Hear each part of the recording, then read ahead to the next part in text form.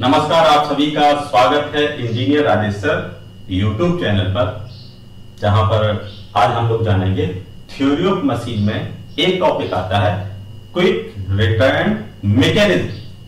हाँ जी, quick return mechanism. अगर हम इसको हिंदी में समझेंगे तो क्विक का मतलब होता है जल्दी, रिटर्न का मतलब वापसी। एक ऐसी मैकेनिज्म जो वापस बहुत जल्दी हो जाती है, आगे की तरफ तो अपनी जो उसकी स्पीड निर्धारित है उसमें चलेगी, लेकिन क्या होगा अगर उसको वापस जाना है तो बहुत जल्दी पहुंच जाएगी। ठीक है, जैसा आपने देखा होगा लेथ मशीन वगैरह चलाई होंगी, लेथ मशीन या सेपर मशीन या प्लेनर मशीन, तो उसमें देखा होगा कि जब आप कटिंग करते हुए जाते हैं, वर्क पीस पर कटिंग करते हुए जा रहे हैं, तो यदि आप इस पॉइंट से, जैसा कि हाथ ही रखा हुआ है, अगर आप यहां से, ठीक है, यहां से कटिंग करते हुए अंदर की तरफ जा रहे हैं, तो आप यहां से यहां तक आए तो आपको आने में समय लगा मान लीजिए 1 मिनट, क्योंकि यहां से आप कटिंग करते हुए जा रहे थे, काम हो रहा था, काम करते हुए जा रहे थे। लेकिन यदि हमें वापस आना होगा तो वापस में हम कटिंग करके तो जाते नहीं हैं, तब जाते हैं फ्री। अब मान लीजिए हमें यहां से ए पॉइंट से बी पॉइंट तक, आप फिगर के माध्यम से देख लीजिए, मान लीजिए यहां पर एक वर्क पीस है, ये ठीक है, ये यहां पर इसको फिक्स कर दिया है, किससे? Holding device. कौन सा? जिसे कहते हैं चक, व्हील, 4 या 3 डिफरेंट टाइप के चक होते हैं ये।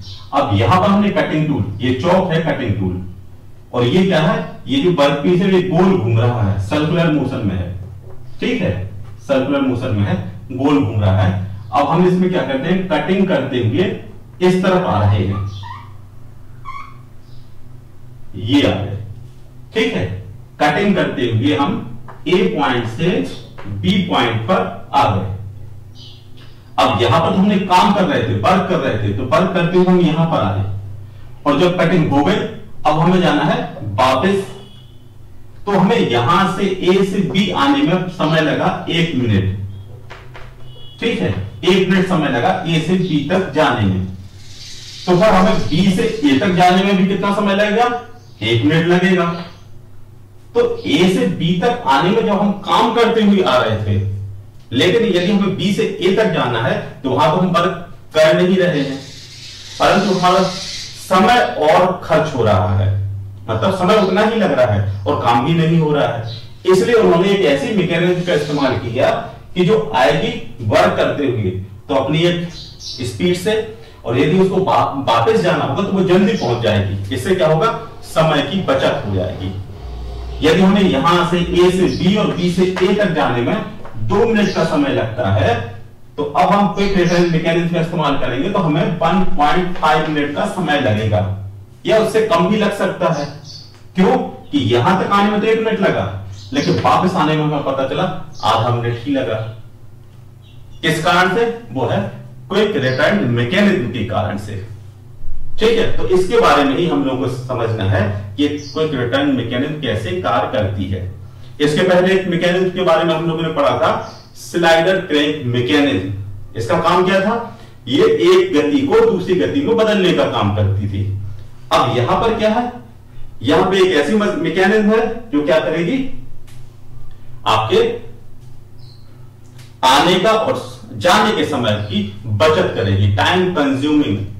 इंजीनियर का फंडा होता है कि आप समय की बचत करें, मनी की, मतलब मिनिमम इनपुट में मैक्सिमम आउटपुट देना, यही तो इंजीनियरिंग का मैक्सिमम मतलब मेन फंडा है। समझ गए? मतलब कि हम क्या करेंगे, मिनिमम इनपुट में मैक्सिमम आउटपुट देना।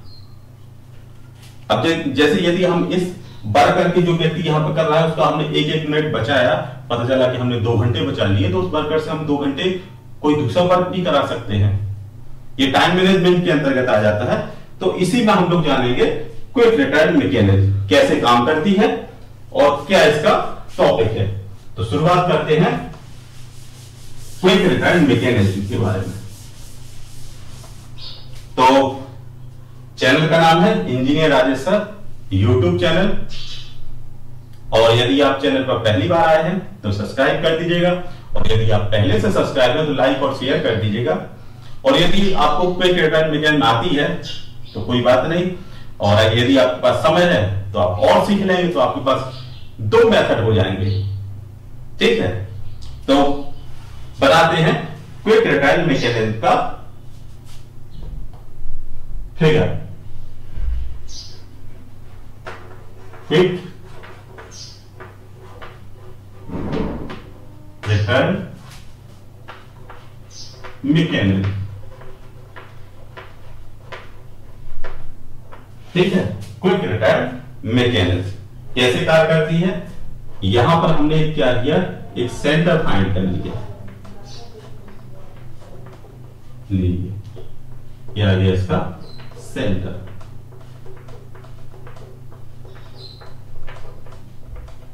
ठीक, अब सेंटर फाइंड कर लिया। अब क्या करेंगे, इसके चारों तरफ एक सर्कुलर बनाते हैं। क्या है आपका ये वाला पार्ट, इसको हमने डॉटेड कर दिया, मतलब ये पार्ट ये इसका पाथ को दर्शाता है, ये इस गति में चलेगा। अब क्या किया, यहां पर एक पाइप लगाई, क्या आ गया आपके,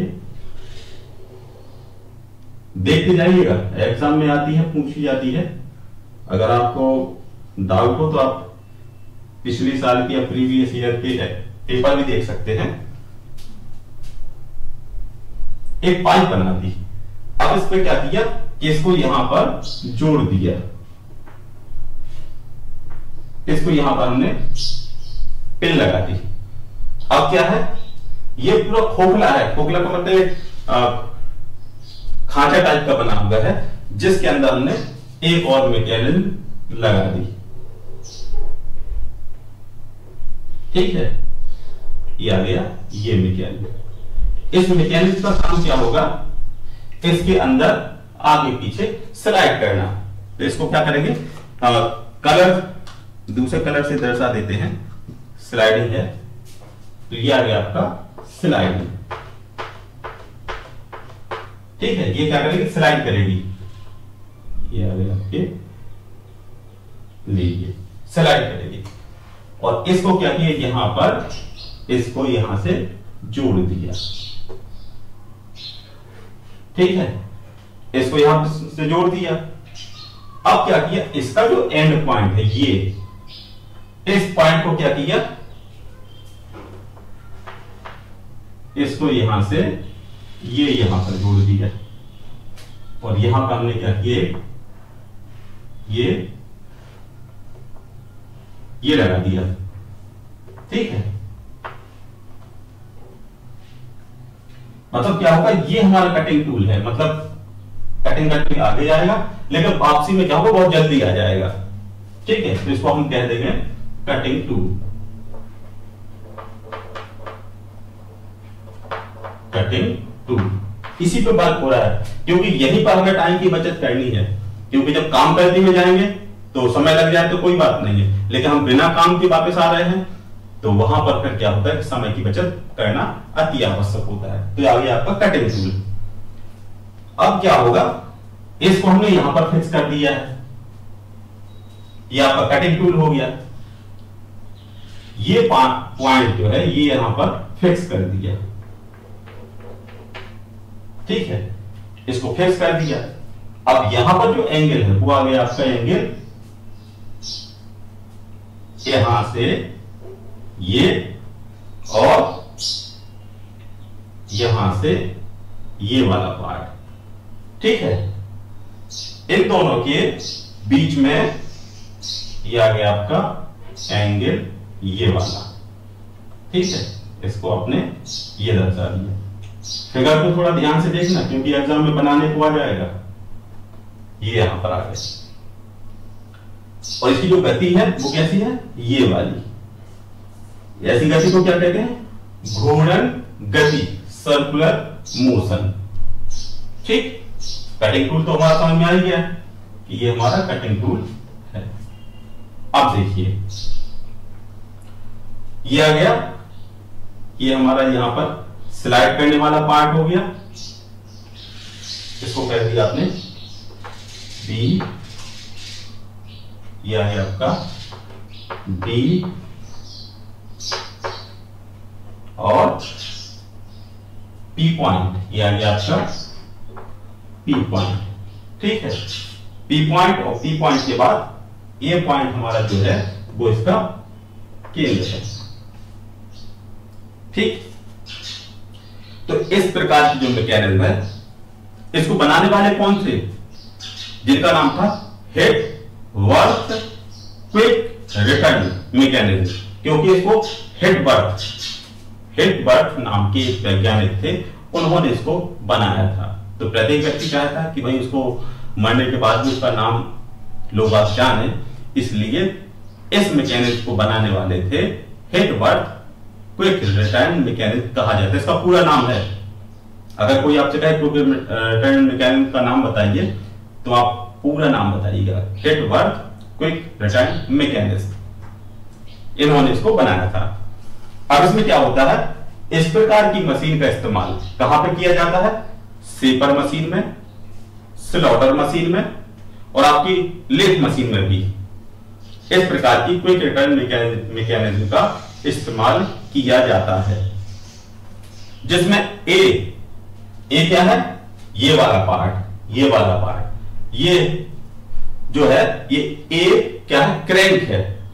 क्रैंक क्या होती है? एक ऐसी शाफ्ट जो अपनी अक्ष पर घूमने के लिए फ्री होती है, जैसा धुरा कहते हैं, एक्सल कहते हैं। साइकिल में देखा होगा आपने, पहिए के बीच में एक लोहे की रॉड लगी होती है, जिसे कहते हैं एक्सल या धुरा, हिंदी में उसको धुरा कहते हैं, जो कि अपने केंद्र पर फिक्स है लेकिन वो अपने ऊपर पॉइंट पर घूमने के लिए फ्री है। तो ये आपका ए है, ये हो गए यहां पर क्रैंक, और एम पर घूमता है, जो आपका ये है डायरेक्शन, वो एम डायरेक्शन में गति करता है।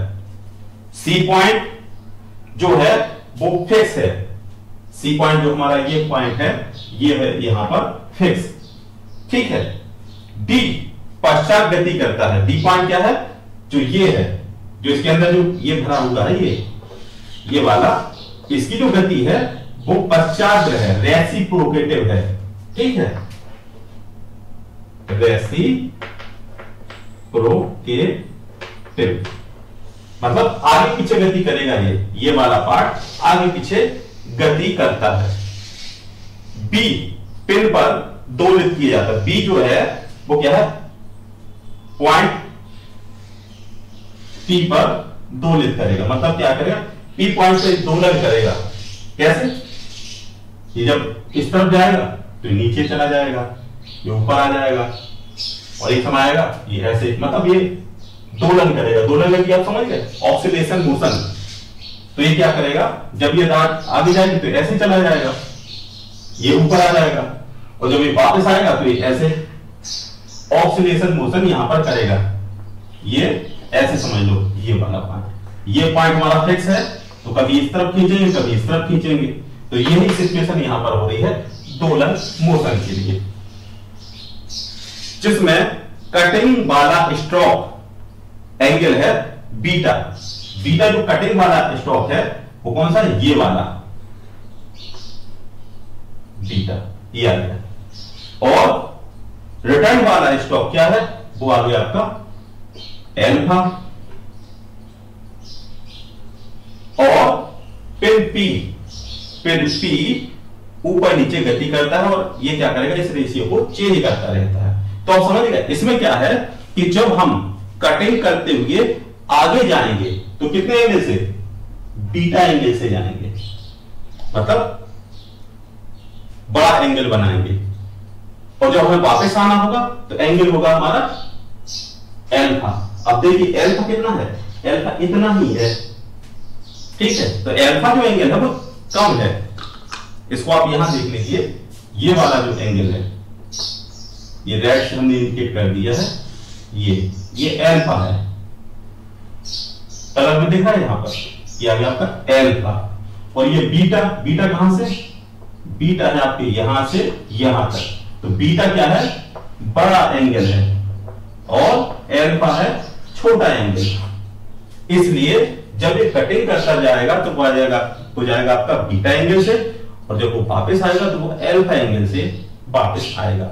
और दोनों देखिए इनका एंगल भी कम ज्यादा है, तो जो अल्फा एंगल है वो है छोटा, तो बहुत जल्दी वापस आ जाएगा, और जो बीटा एंगल है वो बड़ा है, इसलिए देर से आगे जाएगा। तो आप समझ गए होंगे क्विक रिटर्न मैकेनिज्म ये है, और इसका इस्तेमाल भी समझ गए कहां होगा, लेथ मशीन में, स्टेपर मशीन में, प्लेनर मशीन में होता है। और आप इसका फिगर भी समझ गए होंगे, फिगर को कैसे बनाना है।